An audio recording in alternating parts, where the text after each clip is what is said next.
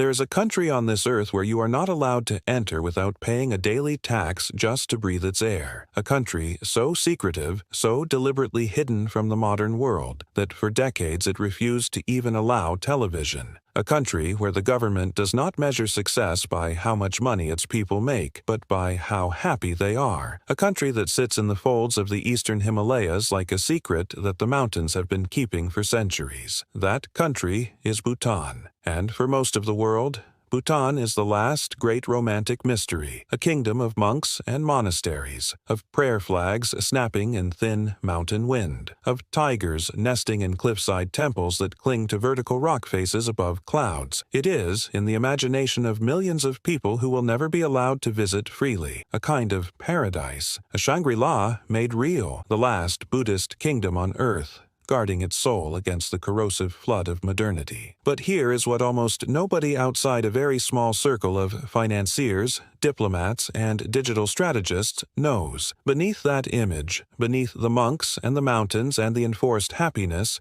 Bhutan has been quietly, methodically, brilliantly constructing one of the most audacious digital financial empires in the history of small nations. A strategy so clever, so counterintuitive, and so perfectly timed that it has turned this tiny, landlocked country of fewer than 800,000 people into a player in global finance that punches so far above its weight it barely seems real. We are talking about a country that, by some estimates, has accumulated Bitcoin reserves that rival those of sovereign nations 10, 20, 50 times its size.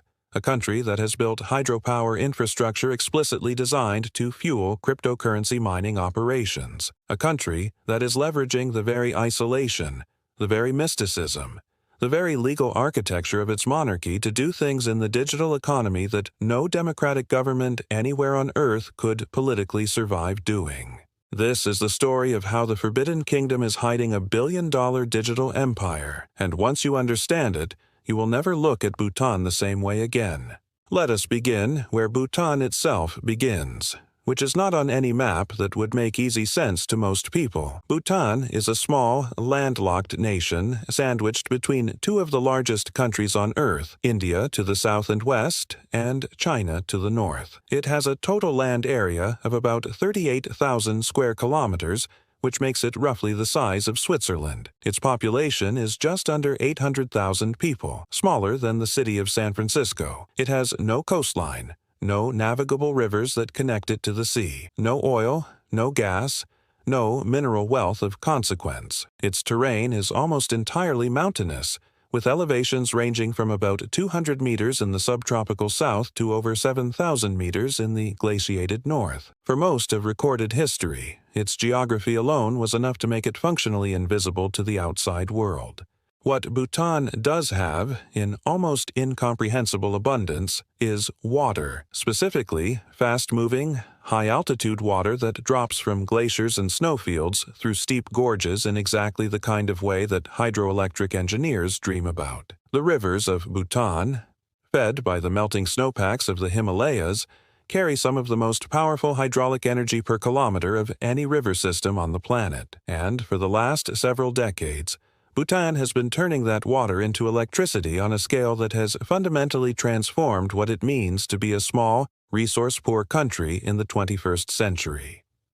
The country generates nearly all of its electricity from hydropower, and it generates far, far more of it than its own population could ever use. The surplus is sold almost exclusively to India, and that electricity export has for decades been Bhutan's single largest source of national revenue. This is the foundation. This is the base layer of everything that comes next. Because once you understand that Bhutan is, at its economic core, a machine for converting Himalayan water into electricity and then selling that electricity for money, you can begin to understand why what happened next was not an accident or a lucky stumble into a new technology. It was a logical, planned extension of something Bhutan had already been doing brilliantly. Now, let us talk about the year 2018, because that is where the story of Bhutan's digital empire truly begins, even though almost nobody in the Western financial press noticed it at the time. In 2018, the Druk Holding and Investments, which is the sovereign wealth and state enterprise holding company of the Kingdom of Bhutan, began quietly accumulating Bitcoin, not as a speculative bet, not as a hedge, not as the kind of thing a small treasury department does when someone in a meeting says the word blockchain and everyone nods without really understanding it. They were doing it strategically, systematically, and at scale. They were mining it. Bitcoin mining, for those unfamiliar with the mechanics, is the process by which new Bitcoin is created and transactions on the Bitcoin network are validated. It requires computers, specifically specialized computers called ASICs, running complex cryptographic calculations around the clock. Those calculations require electricity, and they require a lot of it. In countries where electricity is expensive, Bitcoin mining is rarely profitable. But in countries where electricity is cheap, very cheap, almost incomprehensibly cheap by global standards, Bitcoin mining is potentially one of the most lucrative industrial activities imaginable. And Bhutan, sitting on its enormous hydropower surplus, had electricity that was among the cheapest in Asia, if not the world. Here is what makes this particularly extraordinary. When Bhutan began mining Bitcoin in 2018, the price of a single Bitcoin was somewhere between $3,000 and $6,000, depending on which month you are looking at. The bear market of 2018 had crushed the speculative fever that had driven Bitcoin to nearly $20,000 at the end of 2017. Most retail investors and even many institutional ones were running for the exits. The narrative at the time was that Bitcoin was a bubble that had popped. And into that narrative, into that moment of maximum pessimism, the Kingdom of Bhutan was quietly accumulating at the lowest possible cost, using surplus electricity that would otherwise have simply gone unsold. Think about that for a moment. While the rest of the world was treating cryptocurrency as a failed experiment or a cautionary tale about speculative excess, a small Buddhist kingdom in the Himalayas was treating it as a long-term strategic reserve asset and methodically acquiring it at distressed prices using energy that cost them virtually nothing to produce. The patience, the contrarian conviction, and the structural advantage all combined into something that, in hindsight, looks almost preternaturally wise. By 2021, when Bitcoin surged past $60,000 per coin, those accumulated reserves had multiplied in value by a factor that would be genuinely difficult to believe if it were not verifiable. And by 2023, when Bhutan's cryptocurrency holdings were first reported publicly by the financial intelligence firm Arkham Intelligence, the numbers they revealed were staggering. Bhutan held approximately $1 billion worth of Bitcoin at the time of the report, which at that point represented a sum equivalent to roughly 30% of the country's entire annual gross domestic product. To put that in perspective, imagine if the United States Federal Reserve had accumulated a Bitcoin holding equivalent to 30% of America's annual GDP in secret over 5 years. The global financial press would not simply report on it. They would lose their minds. But here is the thing about Bhutan. Nobody lost their minds. There was a brief flurry of coverage, some genuine astonishment in crypto media circles, a few bewildered takes in mainstream financial publications, and then it largely faded. Because Bhutan is a small country in the Himalayas that most people cannot find on a map, and because the story did not fit into any of the familiar narratives about cryptocurrency. It was not a scam. It was not a political controversy. It was not a technology startup in Silicon Valley. It was a kingdom, a monarchy, a place where the Constitution literally mandates that 60% of the land remain forested forever, where the official philosophy of government is gross national happiness rather than gross domestic product. The story did not compute for most editors and producers, so they moved on. And Bhutan kept mining. Now, let us go deeper into the mechanics of how this was actually accomplished, because the how is just as remarkable as the what. Bhutan's mining operations are run primarily through Druk Holding and Investments, the state investment arm established in 2008 to manage the country's commercial enterprises. DHI, as it is commonly known, oversees everything from the national airline to the major hydropower plants to the national bank to the telecom companies. It is, in essence, the business arm of the kingdom, designed to invest state assets in ways that generate long-term returns for the Bhutanese people. And in 2018, DHI made what was, in retrospect, one of the most prescient sovereign investment decisions in the 21st century. The hydropower plants are the key to understanding why Bhutan's mining economics work so differently from anywhere else on Earth. Bhutan's largest plants, including the Tala hydroelectric project, the Chuka hydropower plant, and the newer Mangdechu hydroelectric plant, generate electricity in quantities that exceed domestic Bhutanese demand by enormous margins. Historically, the solution to this surplus was simple: sell it to India via cross-border transmission lines under long-term power purchase agreements. Those agreements have historically been a major pillar of Bhutanese revenue and have funded enormous amounts of social spending, education, healthcare, and infrastructure. But those agreements have their limitations. Power purchase agreements are negotiated at fixed prices, often years in advance. They are subject to diplomatic relationships, seasonal demand fluctuations, and the complexities of cross-border energy trade. They are, in other words, a good but not perfect way to monetize surplus electricity. Bitcoin mining offered something different. It offered the ability to convert surplus electricity into a financial asset that you hold outright, with no counterparty risk, no diplomatic negotiation required, no seasonal adjustment. Every kilowatt-hour of electricity that goes into a mining rig comes out the other side as a fraction of a Bitcoin that you own unconditionally. And if you believe, as Bhutan's leadership clearly did in 2018 and continues to believe today, that Bitcoin will be worth more in the future than it is now, then you are not just converting electricity into money. You are converting electricity into an appreciating store of value. You are turning water into digital gold. The physical infrastructure required for large-scale Bitcoin mining is significant, but not prohibitive for a state with DHI's resources.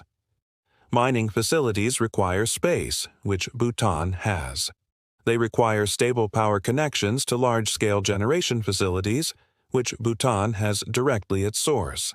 They require cooling because mining rigs generate enormous amounts of heat, and here Bhutan's high-altitude cold environment provides a natural advantage that would cost data center operators in warmer climates millions of dollars in artificial cooling to replicate. They require internet connectivity, which has been a more significant challenge given Bhutan's geographic isolation, but one that has been increasingly addressed through infrastructure investments. And they require security and political stability, which the Bhutanese monarchy provides in abundance. One of the most quietly remarkable aspects of this entire story is the political dimension of why Bhutan can do what Bhutan has done in a way that almost no democratic government in the world could replicate. Consider the position of any elected government contemplating a similar strategy in, say, 2018. In 2018, Bitcoin was widely considered by the mainstream financial and political establishment to be either a scam, a tool for criminals, a speculative mania, or all three simultaneously. Any elected finance minister who stood up in a parliament or a Congress and said, "I would like to allocate a significant portion of our national treasury to accumulating Bitcoin using surplus public energy assets," would have been politically destroyed. The opposition would have had a field day. The press would have been merciless. The political risk would have been career-ending. Bhutan does not have that problem. The Kingdom of Bhutan is a constitutional monarchy in which the king, Jigme Khesar Namgyal Wangchuck, occupies a position of enormous moral authority and practical political power. DHI operates under royal charter. Its investment decisions are not subject to the kind of short-term political accountability that constrains democratic finance ministries. There is no opposition party waiting to weaponize every investment decision for electoral advantage. There is no quarterly news cycle demanding that every asset class the government touches be immediately explainable to a hostile interviewer.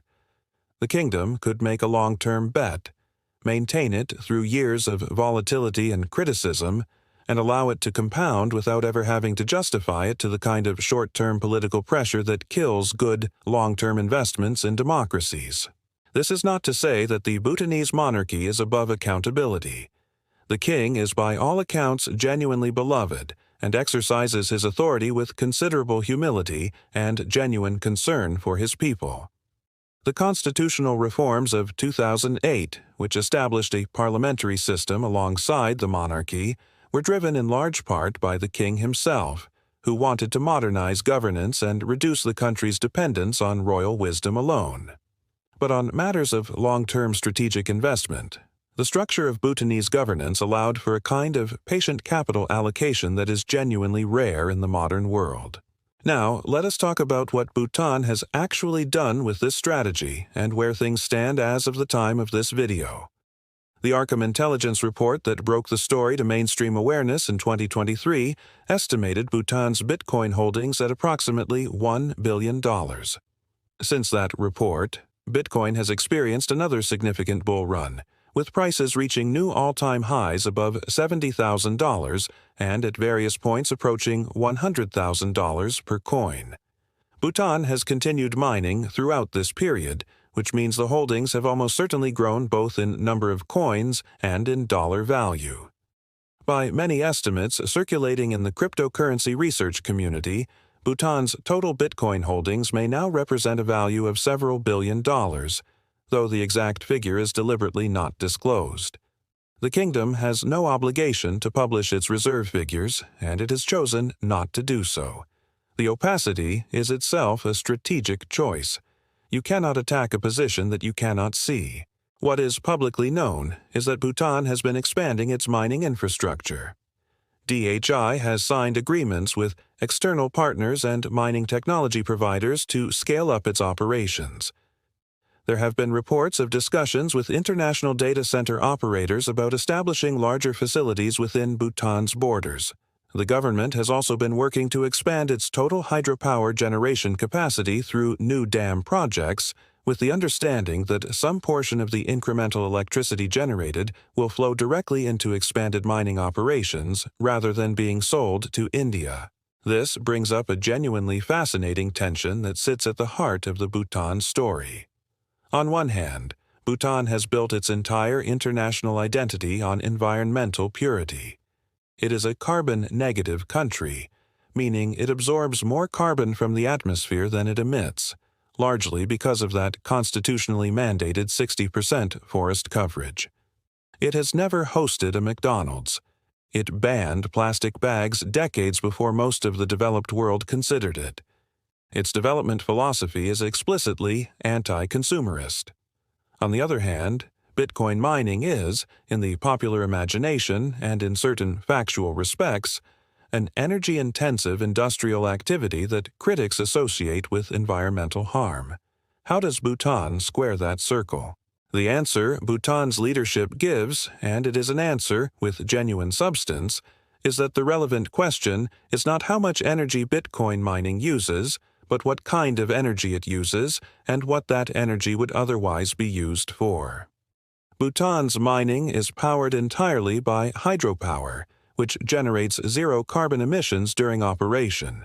The hydropower generation would happen regardless of whether that electricity went into the Bitcoin network or across the border to light homes in India.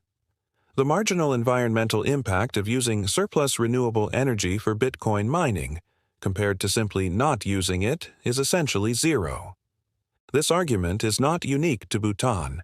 It is made by mining operations in Iceland powered by geothermal energy, in the Pacific Northwest powered by abundant hydroelectric capacity, and in parts of Scandinavia. But Bhutan makes it with particular authority because the entire system, from glacier to mining rig, is powered by precipitation that falls on mountains and then flows downhill.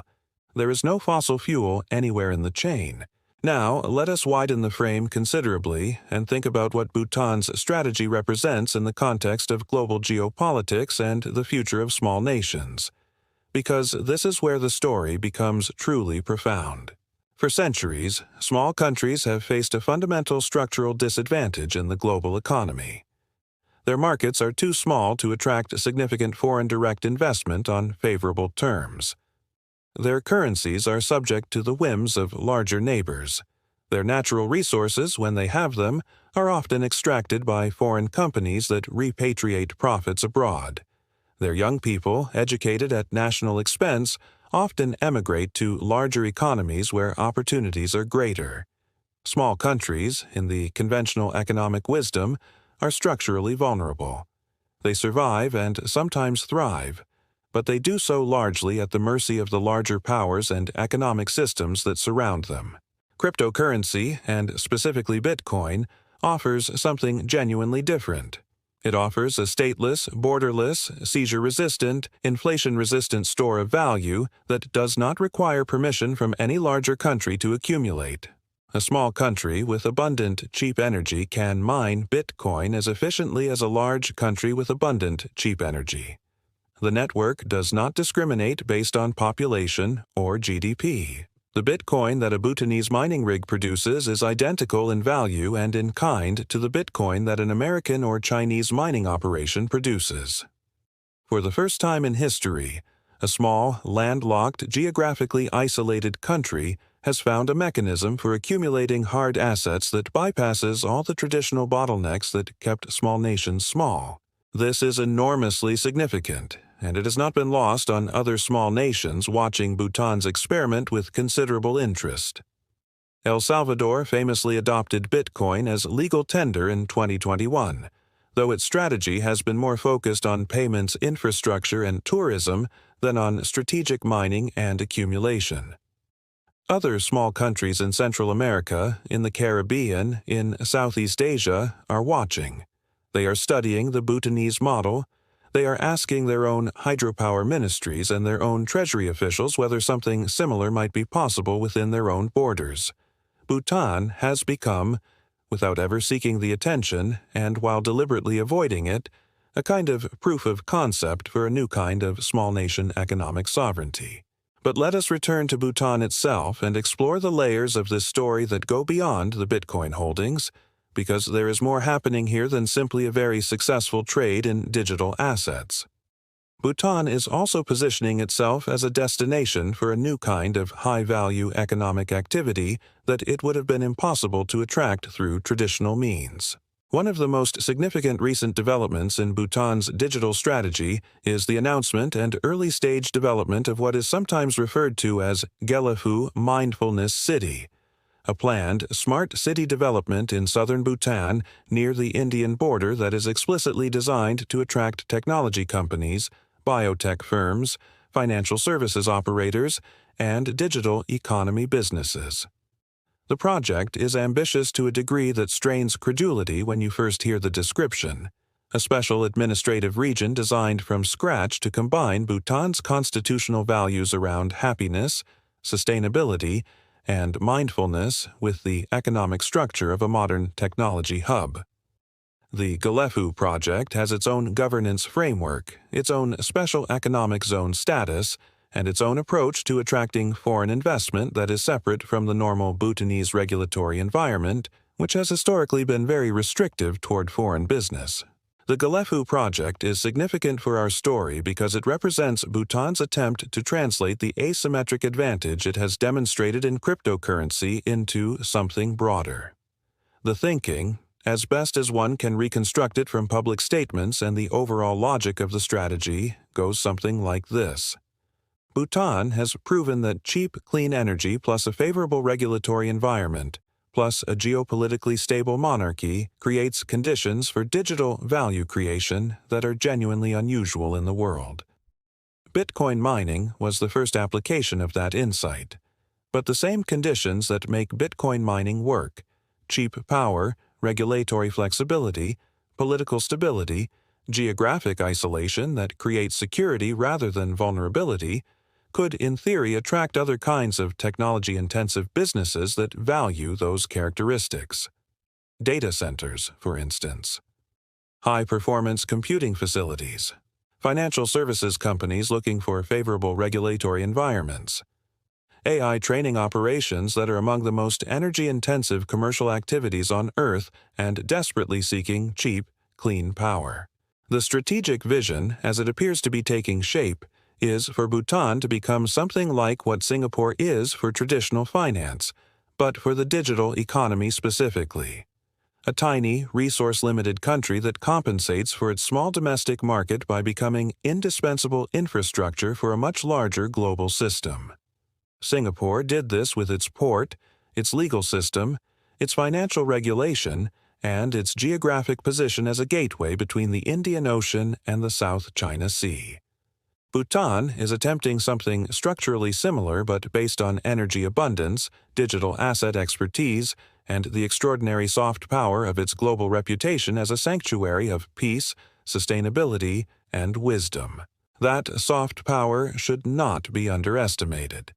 Bhutan's brand, and it is a brand, even if Bhutan would resist the commercialization that word implies, is one of the most potent in the world. The country spends almost nothing on marketing itself.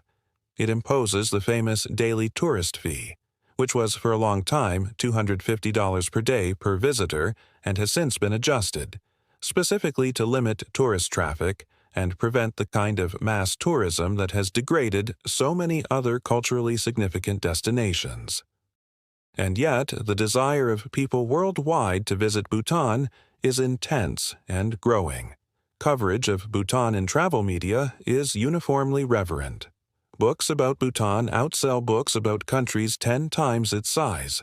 The name alone carries a kind of mystique that most countries spend billions trying and failing to create artificially.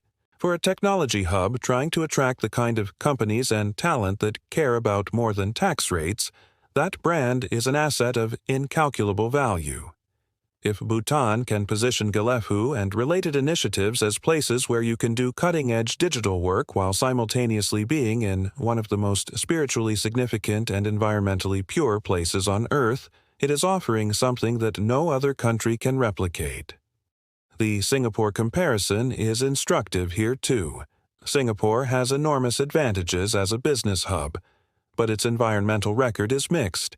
Its land constraints are severe, and its culture, however vibrant, does not carry the same quasi-mythological resonance that Bhutan's does in the global imagination.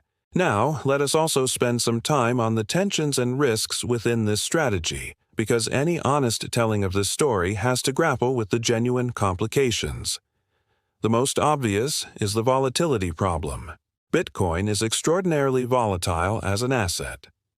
A holding worth $1 billion in one year may be worth $500 million the next. For a country whose social programs and government services depend on stable revenue, concentrating a significant portion of national wealth in a volatile speculative asset is a genuine risk. The counter-argument is that Bhutan is not spending its Bitcoin. It is treating it as a long-term strategic reserve, the way other countries treat gold. And gold is not perfectly stable either. Over long-time horizons, Bitcoin proponents argue, the asset has consistently trended upward despite spectacular short-term drawdowns. But over a decade or two, if that thesis turns out to be wrong, the consequences for Bhutan would be significant. There is also a more philosophical tension that is worth sitting with. Bhutan's entire value proposition to its own citizens and to the world is built on a rejection of materialist accumulation as the primary goal of human society. The philosophy of gross national happiness, developed under the reign of the previous king, Jigme Singye Wangchuck, is explicitly a critique of GDP-centric development. It argues that true well-being cannot be reduced to economic metrics, that spiritual health, cultural preservation, environmental sustainability, and community bonds matter as much as or more than income levels. Bhutan's education system, health care system, and governance philosophy are all built around this idea, and yet here is the same government, through its commercial arm, engaged in one of the most audaciously aggressive financial strategies in the world, accumulating a volatile digital commodity in secret with the stated goal of generating long-term financial returns for the kingdom. Is there a contradiction here? The most honest answer is that it depends on what the returns are used for. If Bhutan's Bitcoin billions fund healthcare, education, environmental conservation, and the preservation of the cultural traditions that make Bhutanese society distinctive and healthy, then the strategy is perhaps not a contradiction of gross national happiness, but an extension of it, a ruthlessly pragmatic way of funding the material preconditions for the non-material good life. If, on the other hand, the success of the digital strategy gradually pulls Bhutan toward a more growth-obsessed, commercially oriented development model, eroding the cultural and environmental protections that make it unique, then the contradiction will have proved real and costly. The outcome remains genuinely uncertain. What is certain is that the people making these decisions are aware of the tension and are, by all appearances, actively thinking about it. There is also the geopolitical dimension to consider. Bhutan sits between India and China, two of the most powerful and most directly competing nations on Earth. Its relationship with India is deep, long, and complex. India is Bhutan's largest trading partner, the buyer of its electricity, the provider of its security umbrella, and in some respects a patron of its development. The two countries share a border treaty and a relationship of significant interdependence. China, by contrast, shares a contested and undemarcated border with Bhutan in the north and has historically had no formal diplomatic relations with the kingdom, though negotiations toward normalization have been ongoing.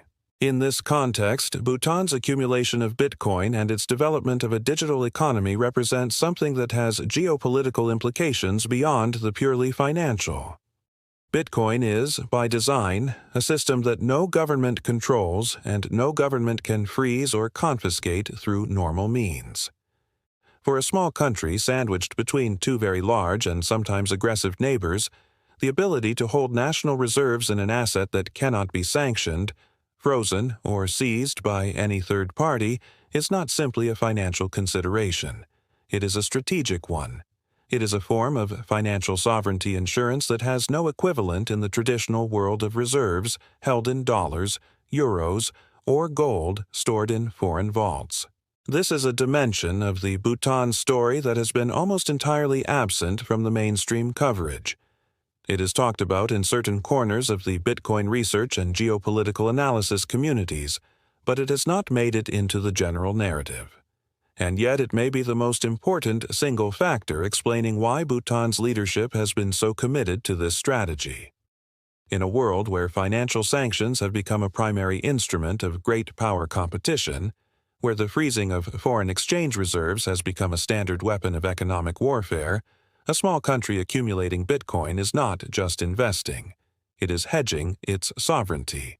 Let us talk now about the people at the center of this story, because great national strategies do not happen without human architects.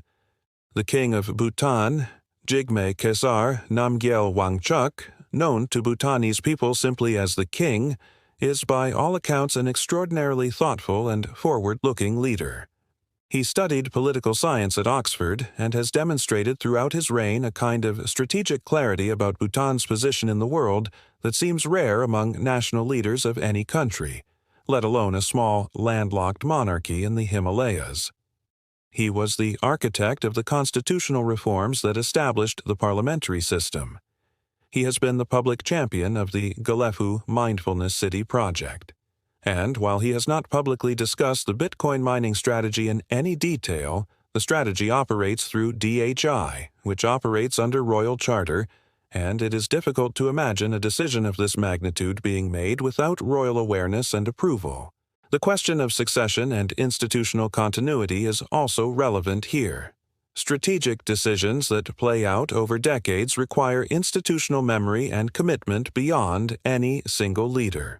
Bhutan has established the structures, the DHI as the vehicle, the hydropower expansion as the infrastructure, the special economic zones as the commercial framework, to make this strategy something that can outlast any individual administrator or even any individual monarch. That kind of institutional embedding of a long-term strategy is itself a form of sophistication that is often underestimated when commentators look at small developing nations. Let us now return to the present moment and think about what comes next, because the Bhutan story is not a finished narrative. It is an ongoing and evolving one.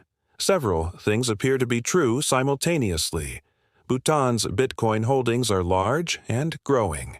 Its mining infrastructure is expanding.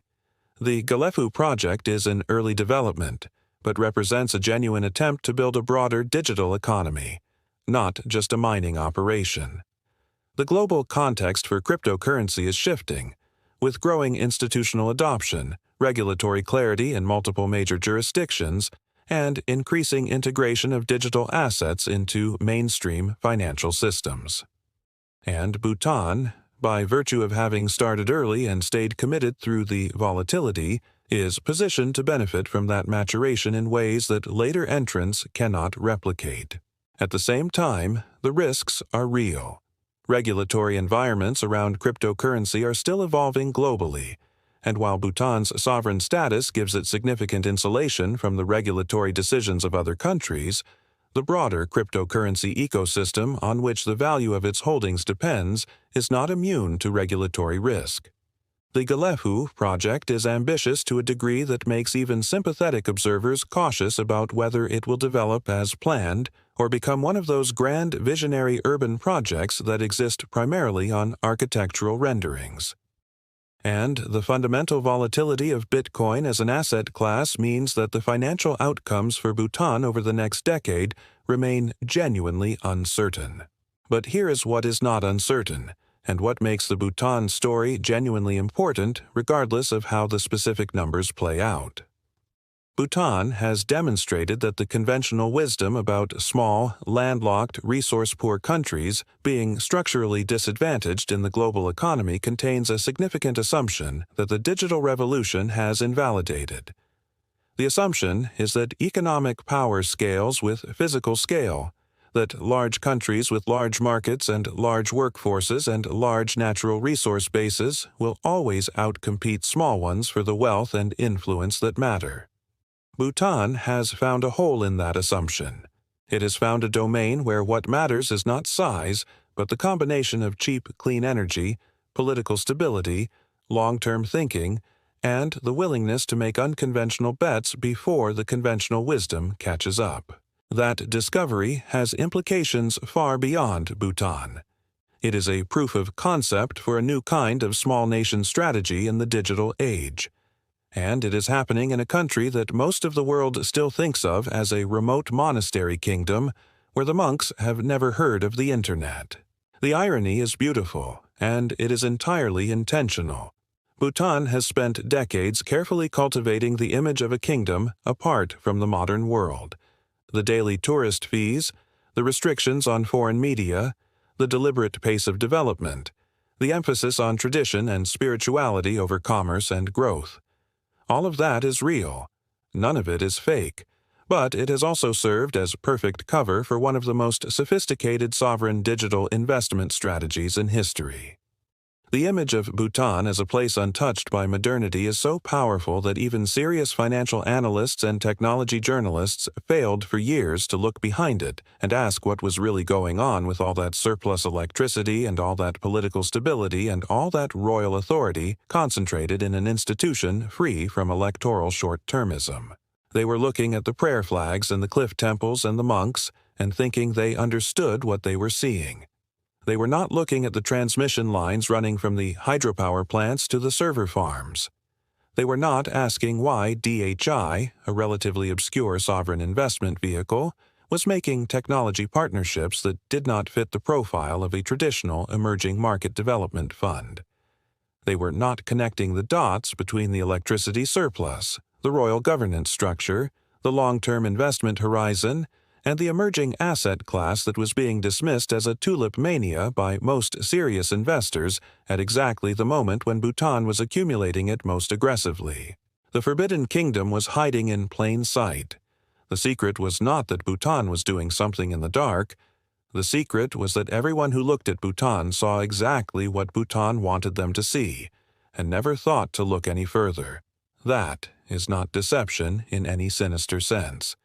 It is strategic identity management of a very high order.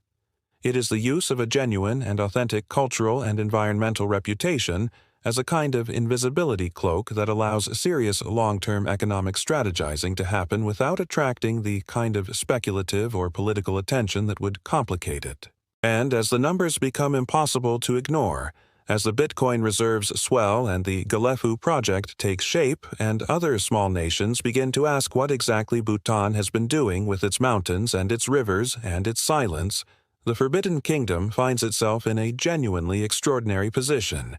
It is, at one and the same time, the world's most romantic travel destination, the last great sanctuary of Buddhist civilization, the country that measures itself by happiness rather than growth, and one of the shrewdest digital asset accumulators and early movers in the new sovereign cryptocurrency economy.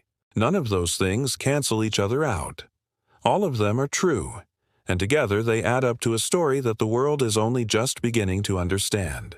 The next decade will be decisive. If Bitcoin continues its long-term trajectory and Bhutan's holdings continue to grow, the kingdom will find itself in possession of a financial cushion that could fund decades of social investment, infrastructure development, cultural preservation, and sustainable development in ways that its traditional hydropower revenue alone could never have managed. If the Galefu project attracts the technology investment it is designed for, Bhutan will have bootstrapped itself from a hydropower-dependent developing economy into something genuinely new, a small, sovereign, carbon-negative digital economy hub that offers the world something it cannot find anywhere else. And if both of those things happen together, Bhutan will have completed one of the most remarkable economic transformations in modern history, not through the conventional paths of industrialization and export-led growth and foreign direct investment seeking, but through an entirely original combination of natural advantage, strategic patience, institutional structure, and the visionary willingness to bet on a technology that the rest of the world was busy dismissing.